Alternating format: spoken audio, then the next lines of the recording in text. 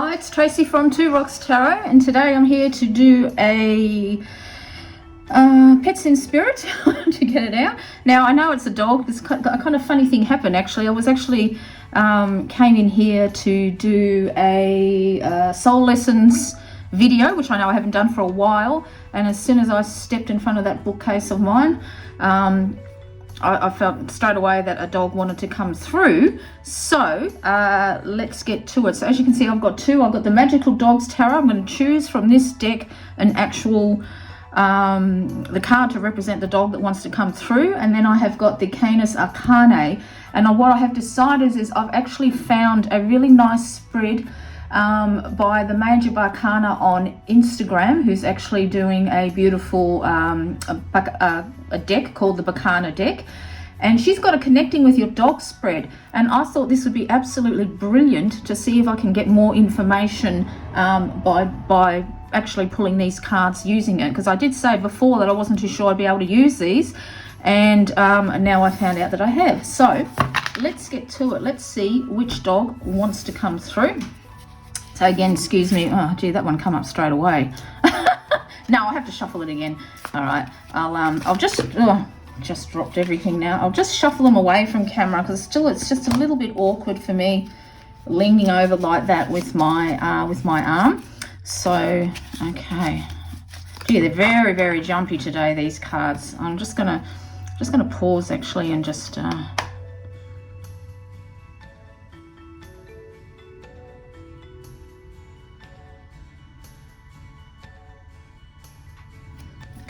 Wanted to put my intention into the deck. So very, very jumpy, the cards, very, very jumpy indeed. So this is telling me that possibly this animal had, okay, one fell out. And before I even look at this card, this is telling me that this animal actually was very, very jumpy. Okay, was someone who used to run around. So I'm not even going to turn over the card. This is what I'm getting, just because the deck was so jumpy and flighty. So I feel like that this dog was exactly like that. He was very flighty, very jumpy, used to love around, used to love doing zoomies. I'm getting a small dog, so let's have a look. We'll turn over the card. And what have we got? Oh, we have got a little dog here, haven't we? And this one seems to look like a Jack Russell. Now I'm just going to put this one up to there, and I'm pretty sure that's still in. What I've actually done is done secret little markers on my board, so I know I'm not getting out of the screen, because I was pinching my husband's bar stool out of his man shed, and he wasn't too happy about that. So Jack Russell, this is what I'm getting, and he looks like a Jack. He looks very self-satisfied. Now, as before, I got this because this is the Five of Sky, so of course this is the Five of Wands. Now I'm not looking at, oh, I just banged everything then. I'm not looking at the actual kind of meaning of the card, you know, like an argumentative type of dog. What I'm, you know, well, is there an argumentative type of dog? Does that make sense? I feel like that my words want to run 1,000 miles a minute, and this is what I feel like he used to do, he or she. I'm kind of getting a male energy. Buster, the name Buster came to me, and I also got Red, so I don't know if it was Buster Red or they called him Red, or the owner used to say, listen Buster, we're going to have a talk. But I feel like he used to like to pinch things, symbolized here by the 5 wands that he's actually got in between his paws. Now as you can see, he looks very self-satisfied, doesn't he? You know, the other dog here looking very forlorn behind. So if there was other pets in the house, he did used to like to hide their toys. I also get like he used to hide socks as well. He had a thing for socks. He used to like hiding.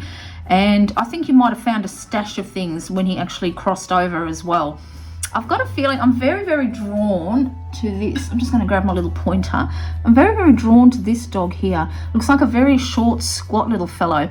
And I don't know if you previously had a pug maybe, or, you know, like that, or what are they called? French bulldog, that type of thing. But, you know, so, or even a English bulldog, you know. But I feel like that they are now together. I feel like this dog crossed over first, and that they are now together on, well, in the Summerlands, of course. So now I'm going to, I'm still going to concentrate on that card, But now I'm going to pull some cards. So the first card for the first position is the dog's overall personality. So what I got before I even turned it over, that was a small dog, very flighty, used to like doing zoomies around. So let's have a look at pull a card for the dog's overall personality. So you tell me what you will like. Well, these cards are a dream to shuffle, they truly are. Okay. Are you? Okay, so now just make sure you can get that into there. Right.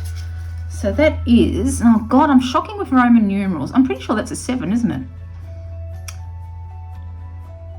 I think it's a 7.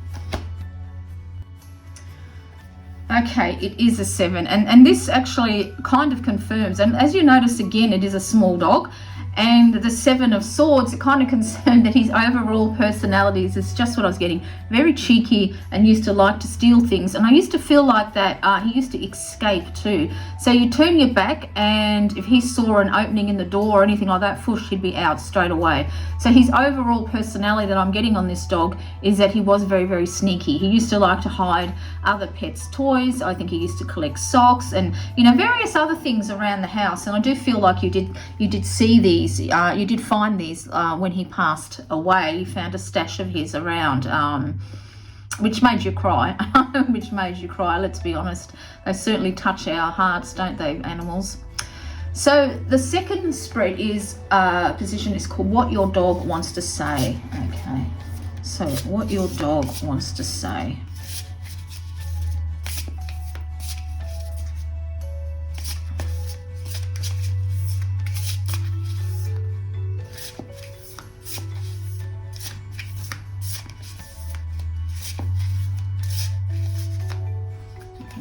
This card popped up. Oh, the 3 of Hearts. 3 of Hearts, sorry. The 3 of Swords.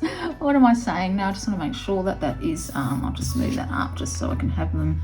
Doesn't really matter if they're there. So what your dog wants to say is not to be sad. That's what he's trying, that's what he wants you to say.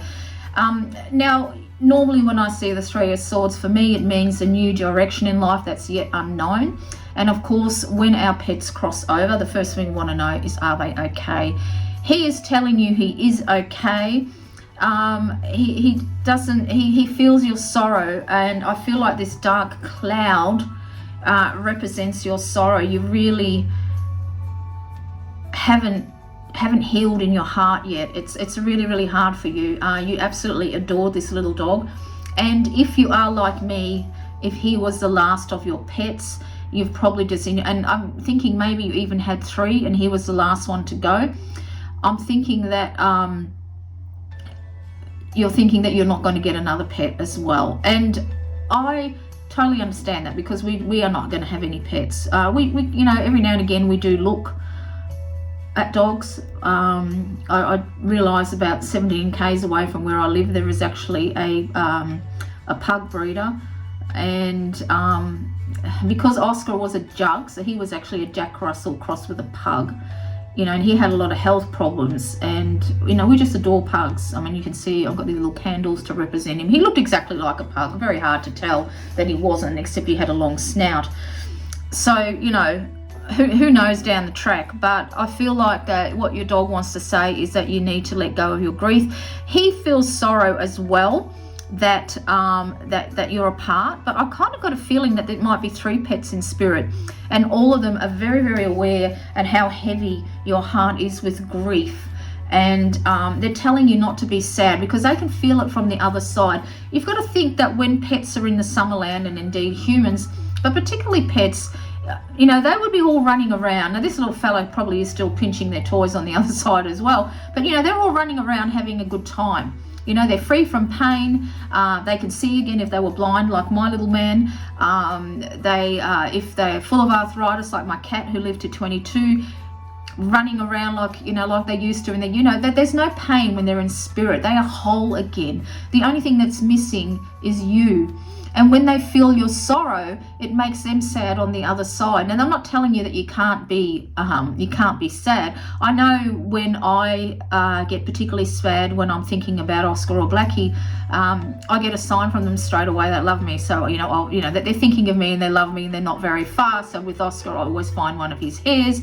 With my cat, it's always an image of a black cat somewhere, you know. So for instance, I was missing her very badly one day, and I went onto Facebook, and there was a picture of a cappuccino with a love heart in it, and I knew straight away it was from her, because she used to love to stick her face in my morning coffee.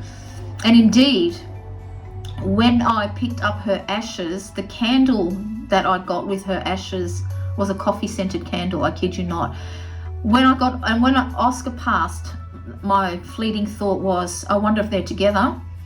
And you guessed it, the candle was a coffee scented candle again when I get. Now that's an unusual scent to have when you lose a pet, isn't it? You wouldn't think that it would be like a coffee scented, but I kid you not, it was coffee scented, and I've got that up on my bookcase. So they can feel your sorrow, and what they're telling you is not to be too sad. Sure, you can grieve them, but it upsets them on the other side. They are happy and free. Of course, they're sad they're not together with you, but just like these 3 little piercings, you know, every pet that you have leaves an imprint on your heart, and they, you know, they know that you're in there, that they are in your heart, and that's what they're telling you, is just try not to be too sad, which is, oh no, it's really, really hard. I mean, I absolutely adore pets. I mean, that's why I'm having, you know, I don't want any more pets, because I just can't face losing them again. You know, I get so attached to my animals. I really, even my budgie, you know, I miss that little guy so much too. I just get really overly attached. So this is what they want to say to you, is, you know, they can feel your grief, and it makes them sad, and try not to just try and focus on them whole and happy and young again and running around freely. Okay, so the next position is what your dog needs most for you. Now I'm going to use this actual spread for the cats too, when I feel like a cat wants to come through, because I think this is an absolutely brilliant spread. So what your dog needs most for you, and there we go here. So here we got the Knight of Cups. What your dog, and you know what, be strong. That's what I'm getting. We know that you know that your pet, that you're grieving for him. Do I tell you what, my words, I'm stumbling over them, because this dog has got that much energy. It's unbelievable. And see, you can notice how he is in a suit of armor, and he's got wings on there. And this is what's telling me, he's telling you, well, wants you to know to be strong, but I'm really attracted to the wings. And he's an angel on the other side now. He's watching over you. He is literally your knight in shining armor on the other side, watching over you. And if you look here, there's all feathers as well here, you know. So this is telling me that he's your angel. Like, I know, like with Oscar, it is my little angel. I can't tell you how many signs I got for him when I was battling cancer. You know, I'd see his image in my coffee cup, and the, you know, the chocolate that used to sprinkle on it. I'd find hair absolutely everywhere. Now that I am well, I don't find his hair as much. I kid you not. So I knew he was my little angel watching me from the other side. And this is exactly what your dog wants you to know, that he is your angel now. He's watching you from the other side. He's literally your knight in shining armor. He just is brimming over with love for you, and he brings you love. And that's what he, you know, even though this position is what your dog needs most for you, of course he knows that you know, he needs your love, but he's got it. Do you know what I mean? He knows that you love him. And so what he needs most from you now is to realize that he is your little guardian. He is your guardian angel now, watching over you. For people who say that pets cannot be guardian angels, obviously just don't have the pet bond, do they? They don't know what it's like to truly love an animal, I'd say. But that's what he needs most from you, is for you to realize he's still watching over you. He's still guarding you. He's still his little knight in shining armor, because little dogs are very, very protective. You know, when I used to walk Oscar, people used to cross the road because he used to go absolutely apeshit at people. And when he went blind and he couldn't see, and he still used to like to walk, which didn't last very long, people would silently wave to me and not say anything because they knew he would go off. So, you know, they are very, very protective little dogs, and this is what he needs most for you. Even though this position is what your dog needs most for you, it's really, it's a mutual thing here, what I'm feeling. He needs you to know that he's still watching over you, and he wants you to realize that. That's what he needs. He wants you to acknowledge that. You might be so tightly wound up in grief that you can't actually feel it at the moment, but by God, he's there. He truly, truly is. The next one is what your dog loves most about you. Let's have a look. What your dog loves most about you.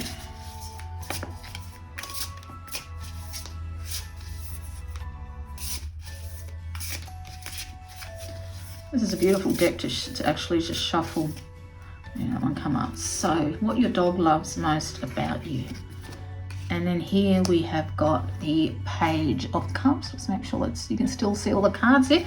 So what your dog loves most about you. A Page of Cups. So I feel like, obviously, I think you did get this dog. I mean, not everybody gets their dogs when they're puppies, but I do feel like that he felt, I think you did a lot of searching before you chose this dog. Whether you went to shelters or you looked at advertisements, visited a lot of breeders or whatnot or whatever, but I feel like that you searched for him. And the Page of Cups, the Page of Cups shows this pursuit of finding your soul dog. That's what I'm getting. I mean, look at this cup. It looks absolutely huge, doesn't it? This is a big cup here as well. They're huge cups, and I feel like that you did look for him a very long time, and then you finally found him. And I think you found him in an unusual spot. Like if you went to a shelter or a breeder or something like that, he was very shy and he was hidden underneath a blanket, much like this. And you suddenly saw him out of the corner of your eye, and you went over and had a look, and he peeked out, much like this dog is looking, and it was instant love for the pair of you, and you took him home and had a very loving long life together. And I'm getting 10 years, and 10 years doesn't seem like a long life to me either, because that's how long Oscar lived. And when you had a cat for 22 years, you think you've been cheated out of another 10 years. So I'm getting 10, so I don't know if he only lived till 10, but I feel like you had a very strong soul bond, you two, very, very much so. And I think that's what he loved the most about you, is he knew that you were searching for him somehow, and that's why he used to hide under blankets so nobody else would choose him. But by God, once he got home, his personality came out all right. He was a cheeky little bugger. So I think that's what he loves most about you, is how much you actually searched for him and found him. I believe that there are soul animals out, just like there's soulmates. There are soul animals out there, they truly, truly are. The final position is advice to strengthen your bond. And this is a spiritual bond, okay? Because of course you've already bonded in life, but this is advice to strengthen your spiritual bond.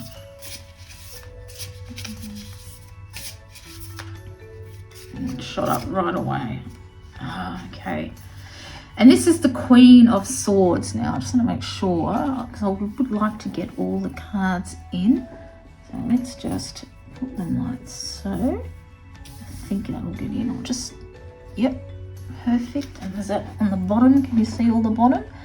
Look at that. Yeah, it's a little bit hidden on here, but that doesn't matter, because this is the one that we're really wanting to watch, to look at, I should say. Oops, put my little citrine over there. So, advice to strengthen your bond. And of course, the Queen of Swords is about being in control of your thoughts. And I think what you're doing is you're holding on to your grief, like I gathered before, as well, these dark clouds. And because of this, you are not getting the messages that he's trying to send you of him being there, okay? You're that much in control. I mean, look at the sword. It's right across the chest. You're guarding your heart. The crown is askew. You are just really trying to hold your shit together, okay? Just get on with life and do, you know, as we do, try to act normally without, you know, with a big chunk of our heart missing. And because of this, you're not getting the signs that he's trying to send you. And I still feel like that, you know, there's a pair of them there. Could be three, but I'm definitely feeling there's a larger, squat little fat dog on the other side with him that you used to own as well. So they are trying to get through to you, but because you're so in control of your thoughts, you're missing the signs. So your advice to strengthen your bond is to put down that sword, is to, if you need to, go find somewhere to cry, howl, scream, punch the wall if you have to. Get it all out of your system, because I feel like you're really holding on to your grief. It stops them from enjoying their time on the other side until you all reunite, because they can feel your grief and they're trying to reach out to you, but you're not feeling it because you're just so bound up in your grief, you know. Don't forget that the Queen of Swords is also known as, when it's describing a woman, as being a widow.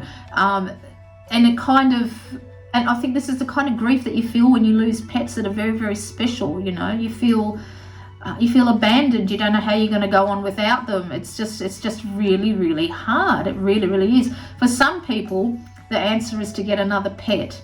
But I feel like that you might be like me, and another pet's not going to cut the mustard. It's all I'm missing is him, and all I'm missing is my cat. I mean, she's been gone 6 years now, and you know, I went to the cat shelters and everything like that. And what did I do? Just go straight to the black cats, and I knew straight away it was her I was missing. So I don't feel like you will get another pet. I don't feel like you will. I mean, who knows? In time, you just don't know, because sometimes pets do come and choose you. So I feel like you need to, I think what might help you is to let all that grief out. Perhaps go to where you used to like to walk together. And if you can, sit there and meditate. Really try and meditate. Just let your mind drift. Don't be in control of it. And see what thoughts come into your mind, okay? You still might, I mean, I don't know, you might find, because apparently the Jack Russell in Oscar is what made him shed hair. So you might find hair in unexpected places like I do, okay? Now Oscar was almost, like this colour. He was this beautiful, they call them apricot pugs. It's not that sort of fawn colour, pretty much like around the eyes. So you might actually find his hair in unexpected places, and that's him letting you know that he's there. So I used to call them puggy kisses from heaven. So that's his way of letting you know he's there, If you see things out of the corner of your eye moving, it's him. If you're finding stuff of yours still missing, it's him. Don't shut yourself off. It's really hard, I know, to recognize signs. It's easy to say that, but he's really okay. He truly, truly is. He just feels sad that you're so sad.